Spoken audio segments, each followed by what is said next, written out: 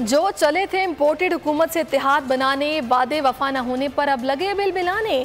इमरान खान की याद इन्हें लगी सताने। MQM अरकान असेंबली ने हुकूमत को धमकी दे दी। सलाहुद्दीन बोले हुकूमती बेंचों से दूसरी जानिब जाने में वक्त नहीं लगेगा। साबिर कायम खानी ने कहा बात नहीं मानी तो ऐसी वजारतों पर थूकेंगे भी नहीं।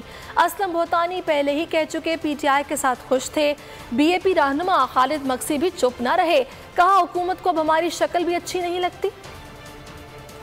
यहाँ से हम उस तरफ बैठने में देर नहीं लगाएंगे। हमने जो अपनी कीमत अदा की है ना, जो सियासी कीमत अदा की है, आज वो भुगत रहे हम सीट में। मुझे अपने हल्के की आवाम ने मुंतखब करके भेजा है, किसी एरे गैरे नथु खैरे की मिन्नतें करने के लिए नहीं भेजा है। ये वजारतें, ये सीटें सर इसलिए मिलती हैं कि आदमी इज्जत बनाए, काम करे।